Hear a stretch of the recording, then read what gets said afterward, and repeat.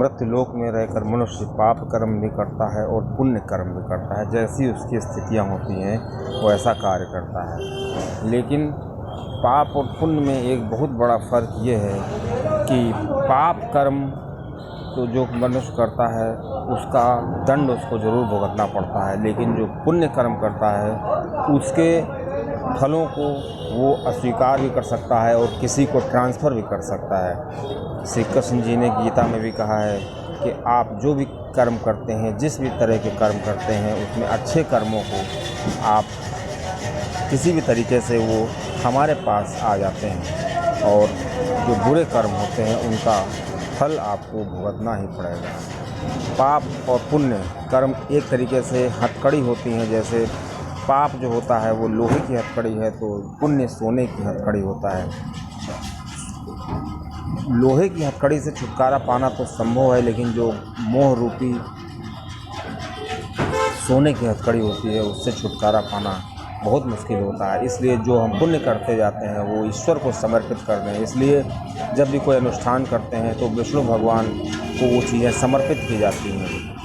दोस्तों, जो पाप होता है वो बड़ा होता है, या सबसे बड़ा पाप दुनिया में क्या है और सबसे बड़ा पुण्य इस दुनिया में क्या है, इस तरह के जो विचार होते हैं उसी पर आधारित ये वीडियो है। आपको जानकारी अच्छी लगी हो तो चैनल सब्सक्राइब करिएगा, वीडियो को शेयर करिएगा, जिससे ज़्यादा से ज़्यादा तक लोगों को पता चल सके इस चीज़ों को। दोस्तों, एक बार श्री शिव जी और श्री पार्वती जी हिमालय पर्वत पर बैठे होते हैं। ऐसे में श्री पार्वती जी श्री शिव जी से पूछती हैं कि मेरे मन में कुछ प्रश्न उठ रहे हैं, क्या आप मुझे उससे संतुष्ट करेंगे? तो श्री शिव जी कहते हैं, हे गिरजा, आप अपने प्रश्न तो बताइए, मैं आपको संतुष्ट करने का प्रयास करूंगा। ऐसे में श्री पार्वती जी कहती हैं कि मृत्यु लोक में रहकर मनुष्य पाप भी करता है और पुण्य भी करता है, लेकिन सबसे बड़ा पाप कौन है? मतलब उस पाप की लिमिट क्या है कि उससे बड़ा पाप नहीं हो सकता है? और जो पुण्य करता है तो किस तरह के मनुष्य अगर कर्म करे तो उसको सबसे ज़्यादा पुण्य मिलेगा? इस तरह के प्रश्न जब पार्वती जी करती हैं तो श्री शिव जी श्री पार्वती जी से कहते हैं, मैं आपको आपके प्रश्नों का उत्तर एक कथा के माध्यम से दूंगा और आप मेरी कथा को ध्यान से सुनिएगा और आप निद्रा की आगोश में ना आ जाइएगा कहीं कथा सुनते समय। श्री पार्वती जी कहती हैं, हे प्राणनाथ, मैं निद्रा के आगोश में नहीं आऊँगी, तो आप अपनी कथा कहिए। श्री शिव जी कहते हैं कि एक नंद नाम का जो राजा था चंद्रवंश में, वो काफ़ी प्रतापी थे। उनकी जो प्रजा थी काफ़ी सुखी थी और वो सभी न्याय के कार्य करते थे। वो बड़े बड़े यज्ञ हवन आदि करा करके उन्होंने काफ़ी पुण्य अर्जित किया था। उनके एक पुत्र का नाम था धर्मगुप्त। धर्मगुप्त जो था वो भी अपनी पिता की तरह काफ़ी ज़्यादा वो पुण्य के कार्य करता था और अक्सर जो है प्रजा का हित का ध्यान रखता था और हमेशा प्रजा के बारे में अच्छी बातें सोचता था और अक्सर वो प्रजा के हित की बात करता था। ऐसे में धर्मगुप्त जो थे एक बार जा रहे थे शिकार करने के लिए और जब काफ़ी रात हो गई तो चूँकि पहले ये मान्यता थी कि अगर राजा कोई शिकार नहीं करता है तो उसका बहुत अच्छा नहीं माना जाता था, कि दिन उसका बहुत अच्छा नहीं है, इसलिए शिकार करने की प्रथा थी।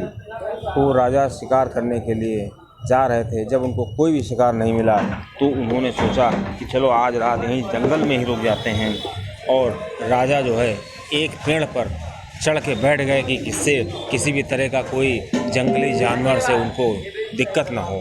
राजा पेड़ पर बैठे थे। राजा देखते हैं कि उतनी देर में एक रीछ आता है और वो रीछ पेड़ पर चढ़ जाता है। उतनी देर में देखते हैं कि एक शेर आता है जो रीछ का पीछा करता है, लेकिन जब रीछ पेड़ पर चढ़ जाता है तो रीछ जो है राजा को देखता है कि राजा हमसे पहले से ऊपर चढ़ा हुआ है।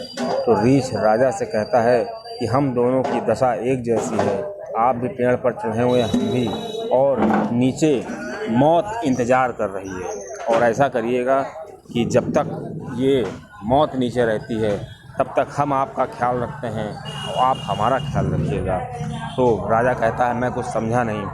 वो कहता है कि शेर तो जाने से रहा, शेर तो जाएगा नहीं, तो आप एक काम करिए, जब तक रात इसी पेड़ पे गुजारनी पड़ेगी और जब तक हम सोते हैं तब तक तुम जागते रहो, और जब तक तुम सोते रहोगे तब तक हम जागते रहेंगे। ऐसे में उन दोनों में तय हो जाता है कि पहले हम सो लेते हैं, वो कहता है पहले हम सो लेते हैं।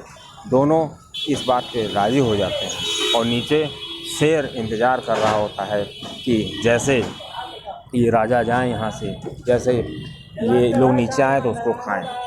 ऐसे में क्या होता है कि जब राजा सो जाता है तो रीछ जो है नीचे होता है, तो शेर कहता है कि रीछ से कि राजा को नीचे गिरा दो।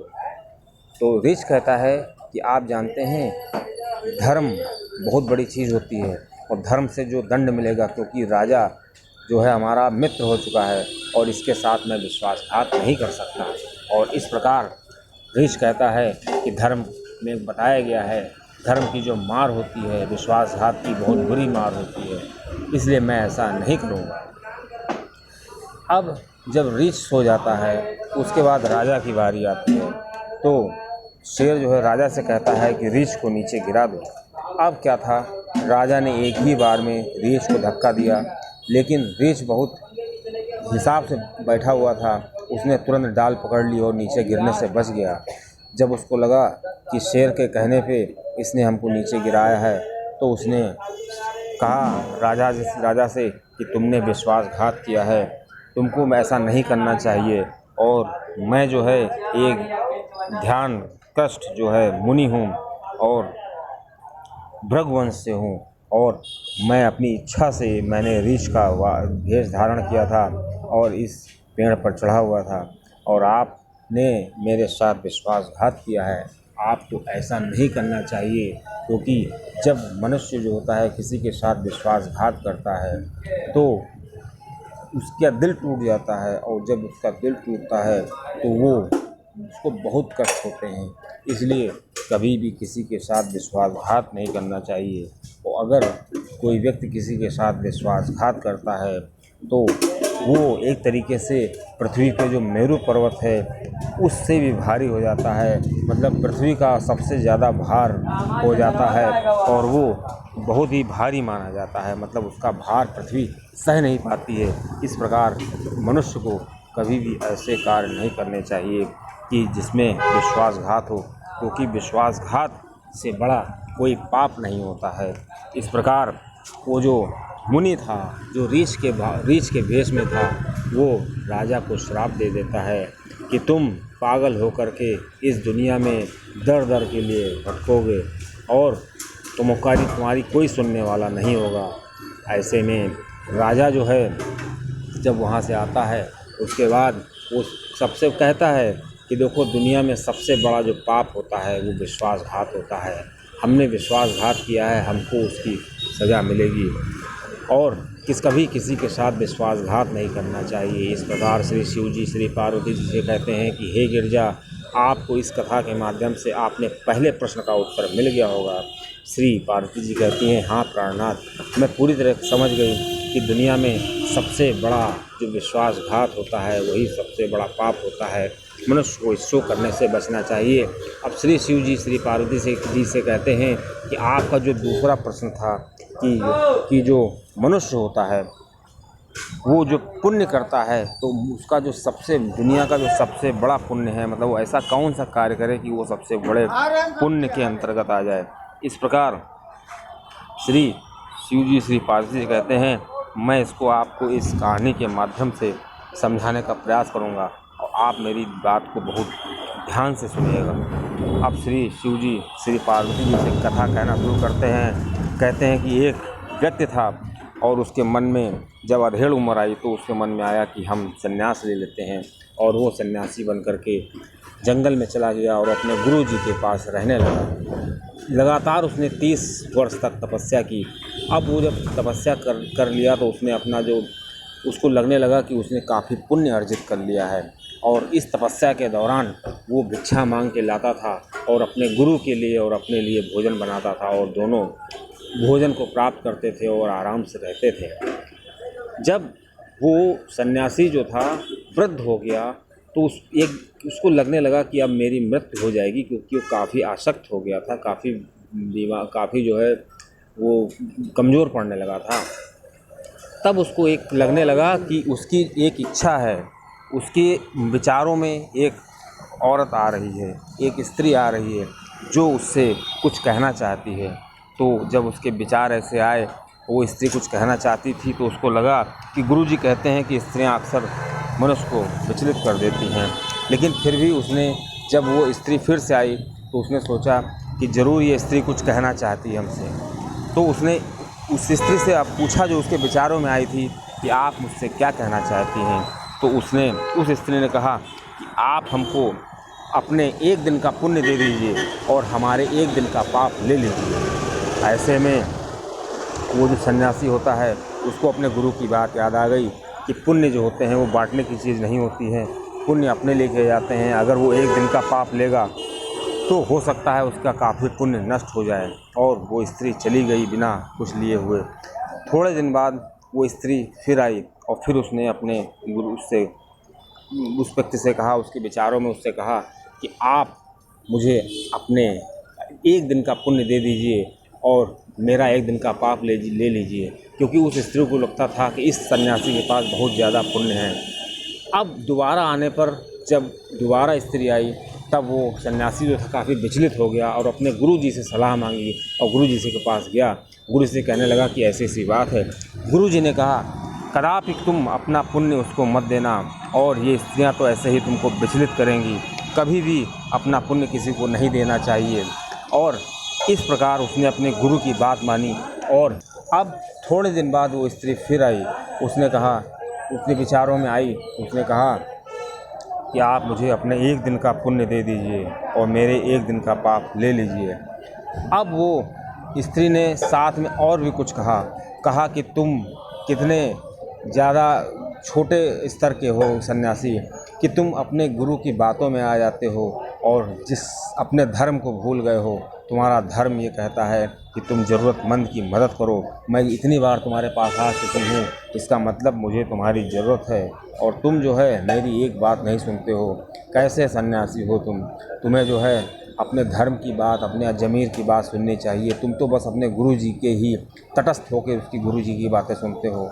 अब जो सन्यासी था धर्म संकट में पड़ गया। उसने सोचा कि अब गुरुजी की बात माने या इस स्त्री की बात माने, और अगर इसकी बात मानते हैं तो धर्म की बात होगी, अगर गुरु की बात नहीं मानते हैं तो गुरु जो है नाराज़ हो जाएंगे, और गुरु ने ही हमें सारी शिक्षा दी है।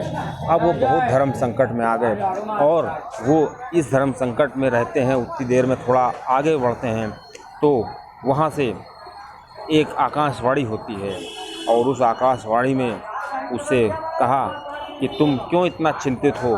तो वो अपनी सारी व्यथा बताता है कि हमारे ऊपर एक बहुत धर्म संकट आ गया है, और एक स्त्री हमारे विचारों में आती है और वो हमसे कहती है कि एक दिन का पुण्य आप हमारा दे दीजिए अपना, और एक दिन का पाप हमारा ले लीजिए। अब मैं बहुत ही बुरी स्थिति में हूँ। अगर मैं एक दिन का पुण्य देता हूँ और पाप लेता हूँ तो ये हमारे इससे गुरुजी नाराज़ हो जाएंगे, और अगर मैं नहीं देता हूँ तो धर्म के विरुद्ध होगा। बताइए मैं क्या करूँ? तो वो आकाशवाणी कहती है कि तुमको लगता है कि तुम्हारे पास बहुत पुण्य है, तुम्हारे पास कुछ भी नहीं है, एक शून्य पुण्य है, तुमने शून्य पुण्य किया है। तो उस सन्यासी ने कहा, ये आप कैसे कह सकते हैं? मैंने 30 साल से तपस्या की है, मेरे पास तो बहुत पुण्य होना चाहिए। तो आकाशवाणी कहती है कि तुम कब आए थे, किस हालत में अपनी माता पिता को छोड़ करके आए थे? वो तुम्हारे सहारे थे और तुम यहाँ आकर के तपस्या करने लगे थे, और उसके बाद तुमने यहाँ आकर के क्या किया, क्या खाया? लोगों से भिक्षा मांगी। मतलब तुमने कोई कर्म नहीं किया, लोगों के टुकड़े पर पलते रहे, लोग तुमको देते रहे और तुम निकम्मों की तरह उसको खाते रहे, और जो ये फ्री का तुम खाते रहे इसको तुम बहुत पुण्य समझ रहे हो। ये पुण्य होने लगे तो दुनिया में सभी पुण्य होंगे और पापी बहुत कम होंगे। अब वो अचंभे में आ गया कि आकाशवाणी, वो जो भविष्यवाणी ऐसा कह रही है। अब उस आकाशवाणी की बात वो माना, और उसको लगा कि मेरे पास पुण्य नहीं है। तो आकाशवाणी ने उसको ये भी बताया कि ये जो स्त्री तुम्हारे पास आ रही, ये और कोई नहीं है, ये तुम्हारी माता है, क्योंकि जब तुम घर से आए थे उस समय तुम्हारे पिता बहुत वृद्ध थे और तुम्हारे पिता की मृत्यु हो गई, क्योंकि उनके पास कोई सहारा नहीं था। और पिताजी की जब मृत्यु हो गई उसके बाद माताजी तुम्हारी जो है काफ़ी कमज़ोर हो गई, और उसके बाद उन्होंने जो घर में धन रखा था, संचय धन था, उसी संचय धन का उपयोग किया। जब घर का सारा धन ख़त्म हो गया तब उनके पास बहुत बड़ा संकट आ गया, क्योंकि वो वृद्ध होने के साथ साथ कोई सहारा भी नहीं था उनके पास। तो उन्होंने एक कुष्ठ रोग आश्रम में नौकरी कर ली, और वो कुष्ठ रोगियों की सेवा करती थी। और जो रोगी होते थे उनको लोग छोड़ आते थे घर, वहाँ से अपने घर से, क्योंकि वो कुष्ठ रोगी होते थे और आश्रम में छोड़ के चले जाते थे, उनकी सेवा की। अब आप समझ लीजिए कि आपकी माता का इतना ज़्यादा पुण्य है कि आप अगर उस माता का एक दिन का पाप ले लेते, मतलब तुम्हारी माता समझ रही है कि उसने जो है कोई भी पुण्य नहीं किया है और तुमने सारे पुण्य किए हैं, क्योंकि उसको लगता है तुम तपस्वी हो, लेकिन तुम्हारा पुण्य तो शून्य है। और तुम्हारी माता का जो पुण्य है वो बहुत ज़्यादा है, लेकिन उसको लगता है कि उसने पाप किया है, इसीलिए वो तुमसे एक दिन का पुण्य मांग करके वो क्या करेगी तुम जानते हो? वो एक दिन का पुण्य क्यों मांग रही है? वो तुम्हारे लिए मांग रही है। वो चाहती है कि मेरा जो पुत्र है, जो मृत अवस्था में, मतलब बिल्कुल मरने वाला है, तो उसको अगर हम एक दिन का पुण्य दे देंगे तो वो मोक्ष प्राप्त पा जाएगा। वो तुम उसको छोड़ के आए थे, देखो माता का हाल, तुम उसको इस अवस्था में छोड़ के आए थे, उसके बाद भी वो जो है तुम्हारे लिए, तुम्हारे मोक्ष के लिए प्रयासरत है। और एक तुम हो जो तुमने एक भी पुण्य नहीं किया है और उसको उसी अवस्था में छोड़ के चले आए थे।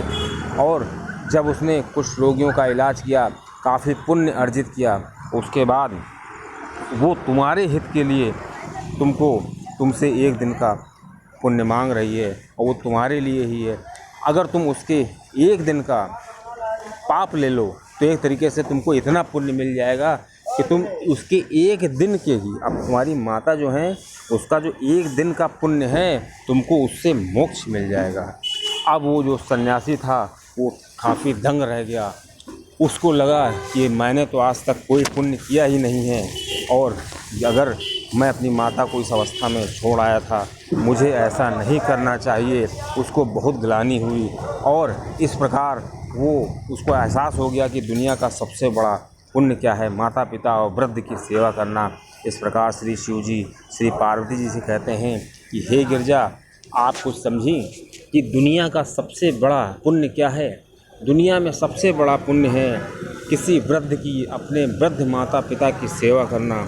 जो व्यक्ति अपने वृद्ध माता पिता की पूर्ण रूप से सेवा करता है या किसी भी वृद्ध की सेवा करता है, वो अच्छे पुण्य का भागी होता है, और उसके पूर्व जन्म के जितने भी पाप होते हैं वो कट जाते हैं, और वो निश्चित मोक्ष प्राप्त करता है।